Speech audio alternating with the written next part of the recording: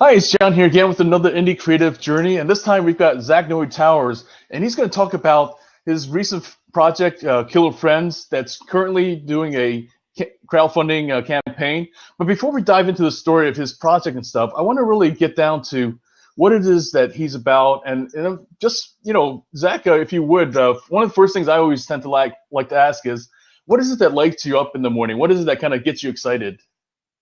Oh man. Um, I've always been in entertainment. I've loved that since I was little. I did theater since I was little. So, people pleasing and like getting a laugh and brightening people's day, as cheesy as that sounds, really excites me about life. Um, so yeah, I guess every day I wake up and I'm just like, okay, like how can I add a little pizzazz to this world? So it's interesting you say that because the subject you chose was is kind of dark in a way and stuff. So it's like interesting that that you have that personality, and I could definitely see that come across and everything. But yet, the project, of course, as we mentioned, is Killer Friends. So like, Yeah. what kind of inspired that? Um, I guess I've developed a darker sense of humor as I've gotten older. Um, and I've always loved horror, especially comedy horror, anything that mixes the two. Hmm. And this is Oh, our third guest. No, so what did you say? What influences or yeah. What what? what kind of inspired this story though, the Killer Friends? Oh, I was honestly looking for a project to showcase me and my sense of humor. And I don't want to say like I'm playing myself in it because I'm a very obnoxious character, but I think people see that person when I'm around. So I took it from my life and I just accelerated it and just made it larger than life and comical. So yeah. Yeah, I definitely think like the best actors aren't acting as people think and stuff like that, but they really bring out some aspect about themselves. So it's interesting that you say that because what people tend to do is I feel is that they tend to do like a vanilla version of themselves or vanilla story and everything. And like if anything, like one of the things that people tend to do is like they'll say something like, "Oh, that's kind of like a throw mama from the train versus a Dexter kind of story and thing." But yet there's something that's really clear comes across as your signature story. So how like what was it that kind of gave you that inspiration though that kind of to really put more of yourself into it that kind of beyond simply like kind of just doing another whatever. Yeah, there aren't many parts for me in Hollywood yet. Uh, I don't appreciate the gay stereotype that's portrayed often, and I can't play it straight. I I am not that good of an actor. Uh, so I wanted to create a role that was closer to truth while still being funny. And I think that's what happened with Killer Friends. I think it's a character that you haven't seen yet. I think So that I think it takes courage though to kind of be true to yourself and like kind of put it out there so to speak and stuff. So like, do you find like there's people that kind of inspired you that to kind of put that kind of truth to things? that's a great question. I'm sure, yes, I have inspirational people around me. Like the comedian Amy Schumer Hmm. is doing great things for women in comedy. Um, she makes fun of herself, but she's also uh, hilarious, and she's taking so many leaps forward for women. And I guess I can take from that and be like, okay, like I'm a gay man. I'm not, sassy and whatever the world expects. I'm this version of a gay man. It's also funny. So try it. Yeah, I think that's the thing. It's like, to me, like the real art is kind of coming from a place where you're just telling the story or letting the story really carry forward and stuff rather than like trying to tell people what they should think or preach it and stuff like that. So how has your craft been involved? Like, kind of, what is it that like kind of how have you kind of taken the truth and kind of worked on it to kind of develop a story? And what was the process, if you will, of kind of taking it from the idea to finally making the film? The idea was always in the back of my mind.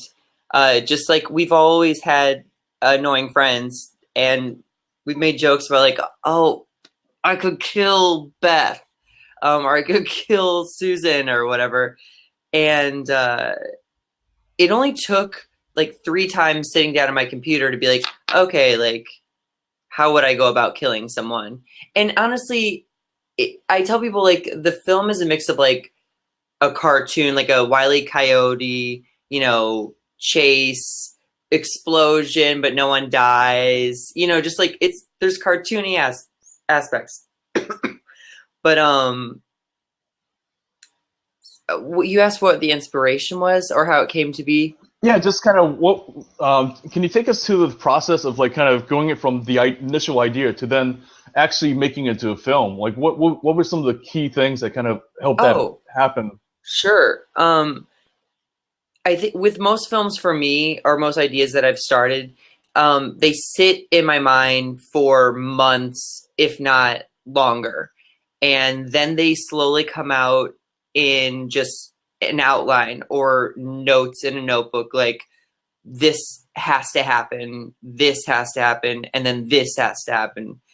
And then I slowly fill that in. So with Killer Friends, I think I sat down on my computer 3 times total. And it's only 12 pages long, typed out. So once it was ready to come out, it just came out. And then I sent it to like 5 trusted friends. Honestly, at this point, not knowing if I created anything worth people seeing, but one of them, Tina Carboni, my co-producer and co-director, loved it.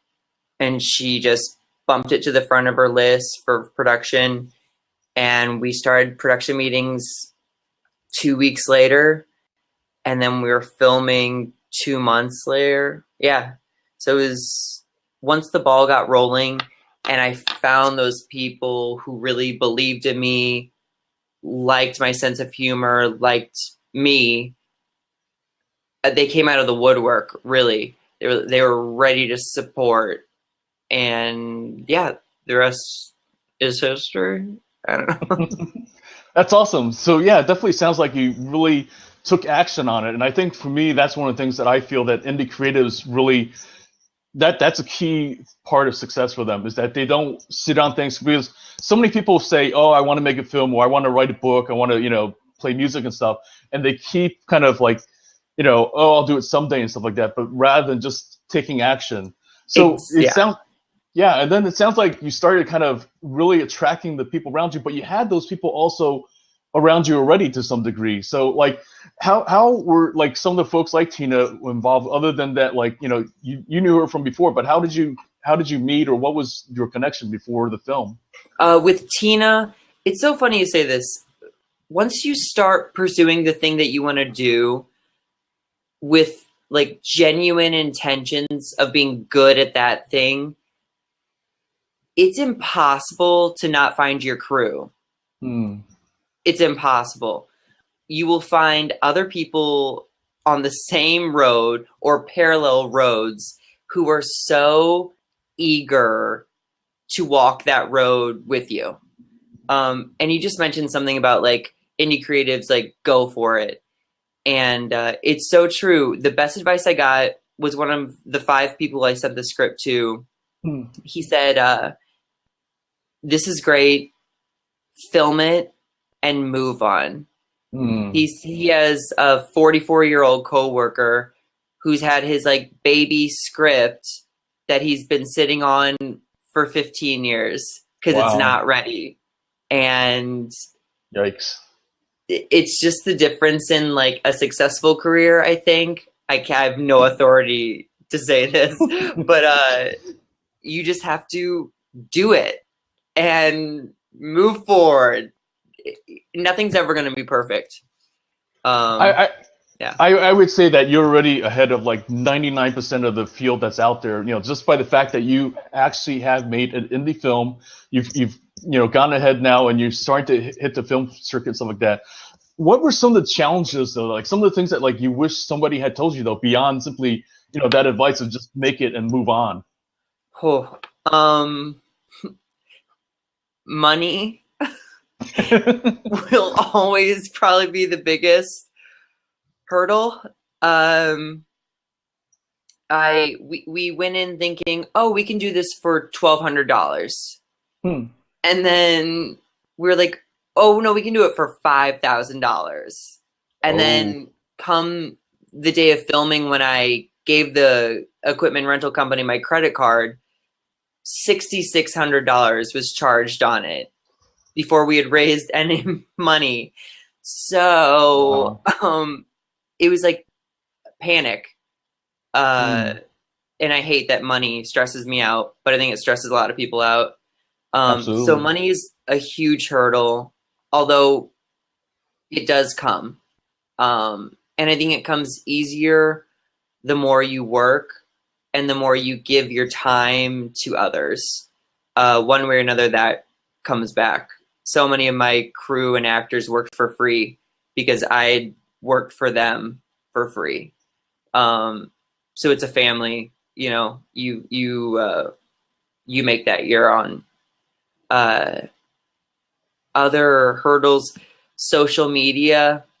Hmm. You should have a website, a Twitter.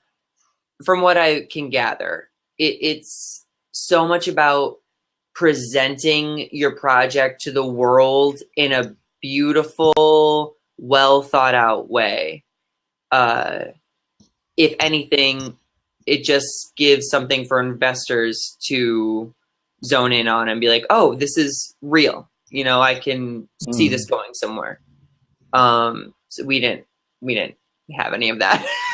we just I learned so much from Killer Friends. Um, God, eh, hope for the best, expect the worst. We lost the first day of filming uh, Wow. from just things that were out of our hands. We went to pick up the camera and equipment, and they thought we weren't coming until like 4 p.m., but we had a 9 a.m. pickup. And Whoa. so they rushed it, but Hmm. then they also forgot to give us our truck. They were like, how are you Hmm. moving all this equipment? And we were Oh. like, we rented a truck. And they're like, oh, you did. We don't have one. So it's like, you spend all this money and you're just watching your dreams go down the toilet because you have Oh. 3 days to do it Right. and you've lost one. Wow. So, yeah. So how did you overcome some of these different challenges? Like, I know that part of it is having the faith and stuff, but getting down to like kind of really, I mean, what was it that kind of really helped you kind of beyond that though? Like, you had to deal with these things. Of course, it was my teammates, Tina Hmm. Carboni again, Jenna Lee, who's the brunette lead in Killer Friends, Okay. the one who wants me dead the most. Um, they have relentless positive attitudes. They just push forward.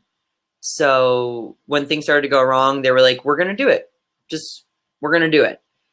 And so instead of like big setups for a couple of the scenes, we went bare bones. We Hmm. went boom mic, camera, no lights, no bounce.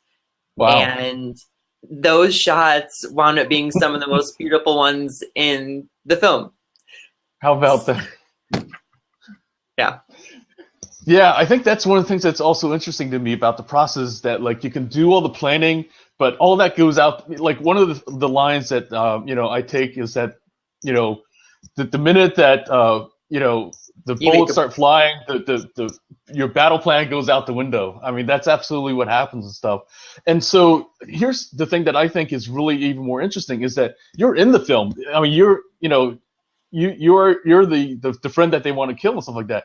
What was it like to be, like kind of the director and the actor? Like, that's it was certainly something I know it's it not was easy. too much. And producing, it was wearing too many hats. I overextended myself. I think I could do it now, so I'm glad I did it. But as it was happening, I didn't know which way it was up. Wow. Because you're giving your co-actors notes, which they may not even appreciate because I'm in the scene too. I'm calling all the shots. And then you're making sure the shot's set up the way you want it. And then you're calling action. And then you're delivering the first line. And it's trippy being in two worlds at the same time. Just, it made me so aware as an actor and aware. Well, I've never been a director before, but it was an invaluable experience. And I look forward to it now in the future. But at the time, I wish I regretted it. The whole time I was like, this was a mistake. I mean, the thing is though that like it didn't come across though that like that was what was happening. It's to me it's fascinating that these are the kind of things that happen behind the scenes and stuff. So in a way, what it literally reminded me of watching the film was that it's kind of like Bugs Bunny, where like he's playing the catcher, the pitcher, the first stop, like on and on, like kind of, and it's like it's amazing how like to me that like you were able to do that and like still get the job done, get the story to come across, and not get in the way of the Right. story and stuff. So how did you like kind of move beyond like kind of that I guess tension, if you will, where like different times here you are with the other actors, you're one of the actors and stuff, and yet you have to like be the director, you have to like different times like kind of be the one to kind of direct things, I mean make Sure. things happen. Well, I co-directed it with Tina. So Oh she right. was is so important to the whole process because when she saw me, especially like just blank on my face, like overload, she could swoop in and fix, especially the small things that I just couldn't manage while I was doing Nice. everything else. I lost your question again. What was it? Oh, no problem. So like, how did you maintain that relationship though of being an actor, but also needing to direct? So it sounds like Tina did help out as, like you said, stepping in when she saw that she was aware of you being overwhelmed with stuff. But then beyond that, like, I mean, different times you had different kind of things. I mean, it was probably a small crew, and so that kind of maybe helped things in terms of managing the kind of making sure things were in place Right. and stuff like that. But beyond that though, like you still had that kind of difficulty of like kind of maintaining that role of being a director versus being another actor and Sure. stuff. So like what was it that kind of allowed you to kind of maintain that role, if you will? Caffeine helped. Being really wired. Uh, it was also a short shoot, so it was kind of over in a blink of an eye. It felt Okay. like a push of adrenaline. My money, I hate to say money was the motivation, but I'd spent almost $7,000 I didn't have. So at the end of the day, I was like, this is on me. Period. Like, I can't blame anyone if this goes wrong. So that really gave me that push I needed to make sure we secured something special or quality. Um, yeah, looking back, I was in a daze. Like, I remember it all clearly. I remember every day something worse happened than the day before. We shot on the last day. Everyone's tired. We're doing night shoots. It's long nights, and we filmed all that side of the world. So like all Jenna Lee's angles, and it was great. And then when we flipped the world, which is, you know, camera, lights, bounce, everything, it started raining. So you can't really see it, thank God, Wow. but there's rain in the back of all of my shots and not in Jenna Lee's. So the whole time we're like, we have to reshoot all of Jenna Lee's. But like the sound guys had to leave by 1 a.m. because they had a gig in the desert the next morning. Like just everything went wrong. So like the fact that I was in this like chaotic place in my mind, that kind of carried me through most of the problems. By day 3, I was just like numb. I was numb to conflict. I was like, that's fine. Like we'll just roll, action. We're gonna shoot it. I don't care. So, yeah. Wow. Yeah, I mean, I could definitely, come across that, like you said, it was just, riding on that adrenaline and getting the shots and stuff and getting it done. Like, I think that single-minded focus was really probably what carried you through. So beyond that, like, what was it that kind of, what is it that, like, kind of beyond simply, like, I know you wanted to do it for this being your first project. I know you put money on the line, stuff like that. But when you got down to it, what was your why for like shooting this, like, beyond simply like kind of just being your first project and stuff? Sure. This is the field I want to pursue. I want to start with shorts and then graduate to features. I've always loved film. I really resent shittily made film and like low quality web series, TV series. I think comedy horror specifically usually goes to like parody and like wacky really fast. So this is just like my business card or my calling card for the type of quality you can expect in the future. Or I want this to be maybe my lowest quality or my, my worst thing. And I just want to grow from here. So I think it's like a good mile marker for me. And I think it's a good representation of what you can expect from me. Does that make sense? Absolutely. What is it that like you would like to be working on next? Like, do you have some ideas of other projects that you have coming up that you would like to work on? Oh, absolutely. I'm working on a second comedy horror, just an on the nose slasher comedy, kind of like Scream, but it features 5 gay guys, and they're being hunted down on Grindr, which is like it's a gay dating app, but it's like GPS based, so you can tell how far away you are from. Anyway, so that's the next on my docket. I'm working on a feature that's just a straight up comedy, more so to sell as like just a commercially hopefully successful film. I'm doing lots of web series or being in other people's web series.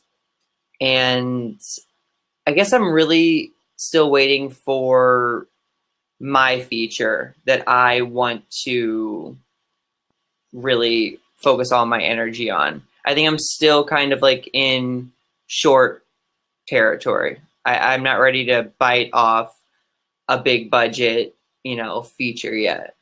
Because when I do it, I'm taking no prisoners. I'm going to go for, go big or go home. So, does that make sense? So what, so what would it be like kind of, be that kind of project though? That like would it be where you have other people that are involved with that have that experience of doing full features, or what would move you towards that level of being, like going from shorts to feature length? Yeah, I think it's a time thing right now. Um, I have a lot of close friends I consider to be in my crew that I would insist working on the feature with, but none of us have done that yet. And maybe Mm. that doesn't mean anything. Maybe it's still okay for us to pursue a feature, but I want a little bit more experience, combined experience before, because there's no way around it. Killer Friends, I think, cost 8,000 at the end of the day, and it was 10 minutes long, and a lot of people worked for free. So I not only want a fantastic script, but I want all the talent and I want everyone to get paid when I do a feature. So I think that's a time thing. Um, Maybe 3 years from now, you know, it'll be everything, the Yeah. stars will align. Well, I get the sense, at least, correct me if I'm wrong, stuff, but what I hear in your voice is that you feel a responsibility for taking care of the people that you're working with and stuff. That's really comes across. I mean, you didn't say it in so many words, but I get that sense that, like, when you said things like, I want to make sure everyone gets paid. And that to me, like, kind of really makes sense because, like, one of the things that happens too often in Hollywood is people expect people to put in their hearts and their best work and stuff, and to work for free. And I absolutely think that's crap. I mean, for lack of a better way to put it. So I'm totally with you about that. That it's not just an idea, but it's really, to me, a thing of making sure that the people that are putting themselves investing in you are taken care of. So I'm totally get that. So what right now then, in terms of the crowdfunding, in terms of getting the funds, where is that at? What was it that, like, that folks can do then? Oh, the fundraiser that's going on now, uh, we're trying to raise $1,000.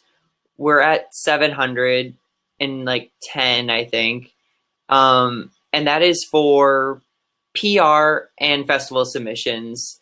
Uh, Basically, when I did the budget the first time around, the final budget, I allotted $150 for festival everything. And festival submissions cost between $30 and $90 a pop. Once our executive producer saw the final product of Killer Friends, or the finished product, he gave us $500, and that Wow. let us enter about 10 festivals. So at this point, I'm so proud of the film that I want to get it out there. And it's been accepted to some, others are approaching us, but it's like we talked at the beginning, mistakes I made. And one of them was not uh, putting aside money for promotion and festivals. And why are we making this if we don't want to get in front of eyes? Uh, so now I'm just like, I gotta, come on, guys, like one little push, get some PR, get some interviews, some press. Thank you. By the way, you're a fantastic interviewer, the best of my three that I've had. Thank you. Yeah, of course. But Um, yeah. so where can folks find the? I will definitely provide the link and stuff. So is that the best way for folks to find it? Is on the campaign? Yeah, if you go to GoFundMe and look up Killer Friends, you'll see my mug with a knife or something. And if anyone wants to see it, please give them my contact. I'd love to send them a link, or you can send them a link, or I stand behind it so hard. And if I had money, I would just pay for it myself. But someone lives in my kitchen, so that's the housing situation over here in Silver Lake. Los Angeles. Yeah. Thanks, Zach. Yeah. We'll definitely make sure that folks get the link in the show notes, and we'll definitely be sure to spread the word. Really appreciate your time, and definitely, yeah, we look forward to hearing more great things about Killer Friends and the different how they do in the different film fests and stuff. So, Thank you. just as a side note, on Monday we're going to have Dawn Fields and myself. We're going to talk about hitting it hard on the film fest circuits. And so anybody who's watching this later on after the show, hope you can make it on Monday. And yeah, definitely we'll catch you all next time. Awesome. Thanks. Alrighty.